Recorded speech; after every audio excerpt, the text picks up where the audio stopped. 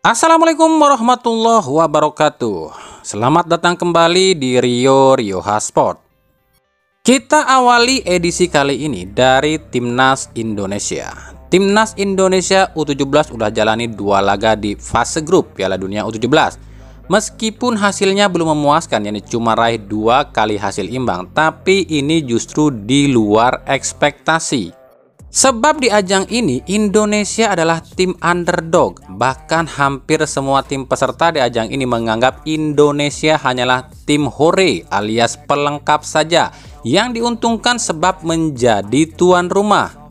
Bahkan hampir semua tim menganggap Indonesia ini hanya akan jadi tim bulan-bulanan tim lawan yang jadi lumbung gol tim lawan. Tapi rupanya prediksi para tim ini tuh salah, sebab tim sekelas Ekuador dan Panama aja kesulitan hadapi Timnas U17. Tapi kembali ya, dibalik semua ini, apa yang dialami tim asuhan Bima Sakti, kami pikir ada beberapa fakta unik yang terjadi di Timnas U17. Di Timnas U17 ada beberapa pemain yang menonjol. Tentu selain Ikram Al-Ghifari, kiper utama Timnas U17, ada Iqbal Gwijangge, Tonci, dan Arkan Kaka yang menonjol. Tapi jangan lupakan ada 3 pemain keturunan yang membuat tim ini bisa bicara di ajang ini, yakni Welber Jardim, Jidabin, dan Amar Berkik. Dan faktanya dari 3 pemain keturunan ini semuanya menonjol. Kualitas skill 3 pemain ini memang di atas rata-rata pemain lokal lain. Welber Jardim sangat kokoh di sisi kiri dan kanan pertahanan timnas. Jidabin emang sedikit di bawah Welber performanya, dan Amar Berkik meskipun baru pulih dari diare, tapi tak bisa dipungkiri masuknya Amar Berkik di babak kedua melawan Panama benar-benar merubah skema permainan Timnas U17, lebih hidup dan lebih menyerang. Ini sekaligus menyentil tim lokal pret yang selalu mencemooh pemain naturalisasi atau keturunan. Padahal faktanya memang kita tak bisa memungkiri kualitas pemain keturunan ini satu tingkat di atas pemain lokal. Sayangnya dari 5 nama yang diusulkan Sintayong, cuma 3 yang bisa dipakai di ajang ini. Yang 2 lagi nggak bisa dipakai, yakni Coyun Damanik dan Mauri Yves. Sebabkan Coyun Damanik terganjal paspor dan Mauri yang cedera. Padahal jika 2 pemain ini masuk ke skuad Timnas U17 tentu akan menjadi perbedaan.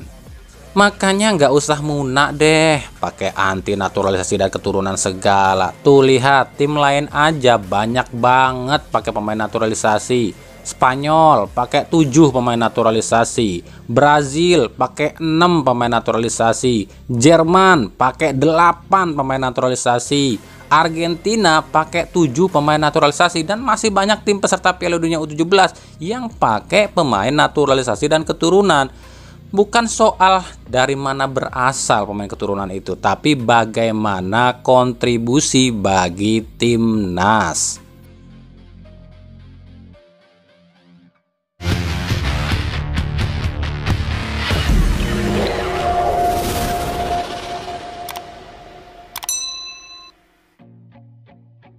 Belakangan ini banyak sekali postingan berbau angka 14. Ada apa ya dengan angka 14? Sebelumnya hal ini tuh berawal dari isu atau rumor kapten Timnas Indonesia Asnawi Mangku Alam yang dirumorkan ke Persib, yang dimana Asnawi memang identik dengan nomor 14. Lalu benarkah nomor 14 ini Asnawi? Yuk kita lihat ada siapa aja sih pemain di Liga 1 yang pakai nomor 14.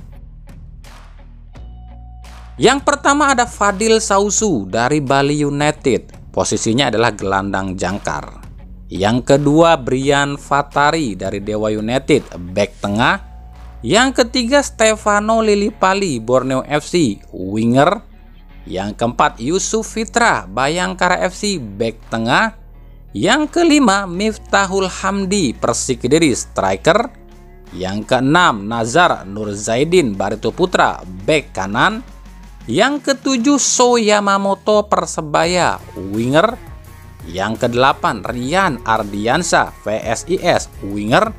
Yang kesembilan Hanis Sagara, Persita Tangerang, striker. Dan yang ke-10 Jayus Haryono, Arema gelandang bertahan. Nah, cuma ada 10 pemain di Liga 1 yang pakai nomor 14.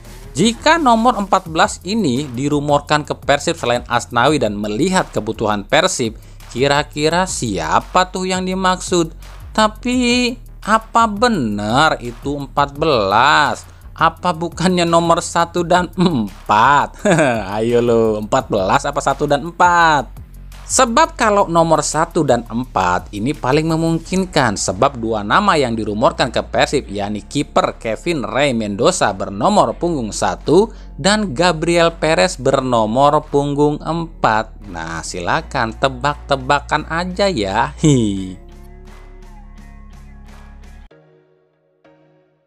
Dari PSIS resmi dapatkan mantan kapten timnas U19 Evan Dimas Darmono dari Arema FC. Hal ini memang sudah diprediksi banyak orang ya.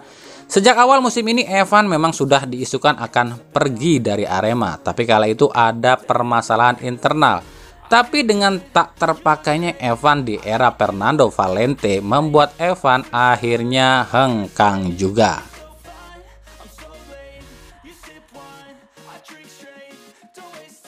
Dari Persebaya kembali melepas satu pemainnya. Dia adalah Ahmad Nuri Fasya yang dilepas ke Persik Kediri dengan status pinjaman.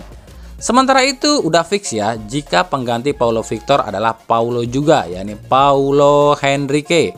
Henrique sudah gabung latihan, cuma tinggal tunggu hasil tes aja.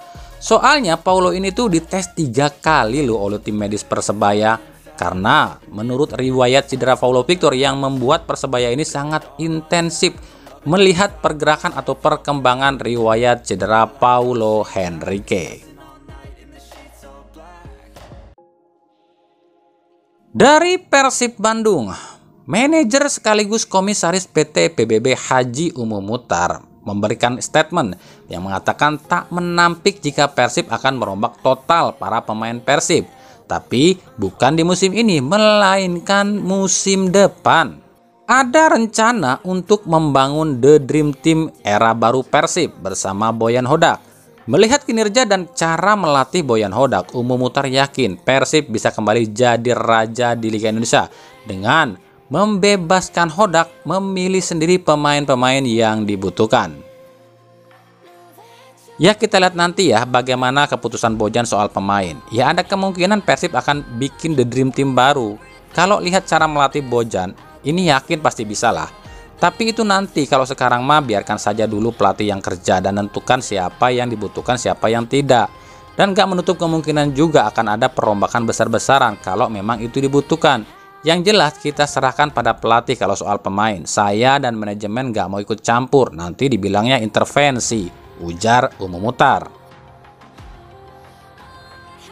Pergerakan ini memang sudah terlihat sejak saat ini. Sejumlah nama yang notabene grade A tengah diincar Boyan Hodak, seperti Gabriel Perez, mantan timnas Brazil U20, kiper utama KL City Kevin Ray Mendoza yang juga adalah kiper dari timnas Filipina.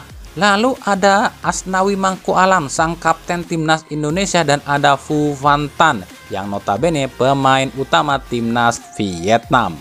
Belum lagi ada nama Raja Nainggolan yang kabarnya Nainggolan ini justru lebih tertarik main di Persib, dan sejumlah bintang besar lain yang kabarnya pun tengah dibidik oleh Boyan Hodak. Nah, itu semua akan kita ketahui musim depan ya. Kalau sekarang ya ini asumsi kami loh ya. Kalau sekarang musim ini ya kemungkinan ya akan tetap pakai pemain yang ada saja dulu. BTW Tyrone Del Pino sendiri nih kabarnya udah fix nih dipinjamkan ke klub Thailand. Tapi kami belum tahu nih, belum dapat informasi klub Thailand mana yang akan meminjam Tyrone Del Pino. Dari Persis Solo, sempat mengatakan tak akan mengganggu pemain Meksiko milik Madura United Francisco Rivera, tapi rupanya pelatih Persis Solo Leonardo Medina berubah pikiran. Dengan kenyataan Persis Solo kehilangan satu pemain asing, Medina meminta manajemen Persis Solo untuk bisa mendatangkan Rivera ke Persis Solo. Apalagi ada kabar jika Rivera pun setuju gabung dengan Persis Solo. Selain adanya Medina yang asal Meksiko, keuangan Madura yang tengah goyah pun membuat Medina yakin Rivera akan mau gabung ke Persis Solo. Sebelumnya Persis Solo pun sempat menghubungi tim JDT di Malaysia untuk bisa meminjam pemain asing JDT lagi seperti Sumareh dan juga Foresteri. Tapi nampaknya ini belum disetujui oleh pihak JDT.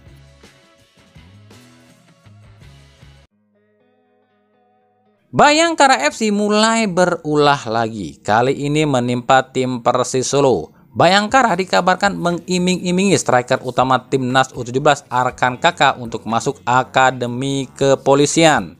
Dilansir dari bolasport.com, jenjang karir pesepak bola yang tak akan lama membuat Bayangkara FC ini yakin jika Kaka mau ikut akademi kepolisian yang tujuannya agar usai pensiun Kaka masih bisa memiliki pekerjaan tetap. Ya meskipun kita tahulah tujuan utama Bayangkara FC ini, jika Kaka masuk Akpol dan lolos atau lulus, maka Kaka akan ditarik ke Bayangkara secara gratis melalui surat tugas.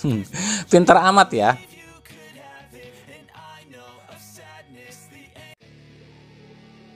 Dari Borneo FC, winger naturalisasi Borneo FC Stefano Lillipali mengaku nggak menyangka jika tim yang dikatakan tim terkaya saat ini justru memiliki fans yang stupid alias bodoh.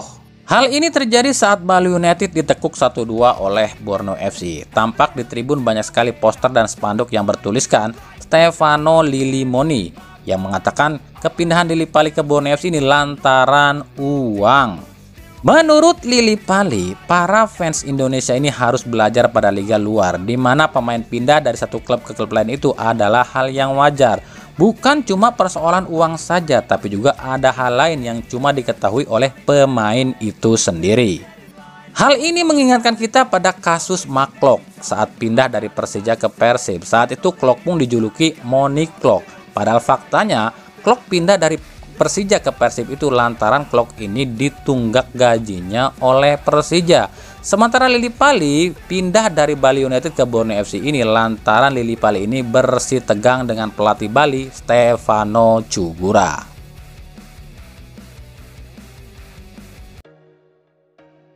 Dari Persija, meskipun sudah dinyatakan stay di Persija sebab nggak mau dipinjamkan, tapi nama Marco Simic justru sudah dianggap hilang oleh para Jackmania.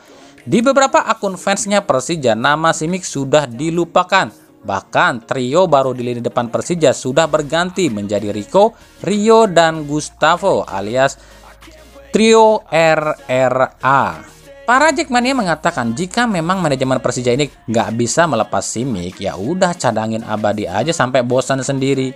Tapi kan ini semua tergantung Thomas Doll loh. Kalau emang Thomas Doll masih percaya sama Simic ya pasti dipakai juga kan. Tapi menurut kami gini loh ya, kalau emang Persija ini punya sangkutan pada Simic, kenapa nggak diganti posisi aja tuh Simic jadi staff gitu, atau nyuruh Simic aja tuh beli saham Persija, gimana?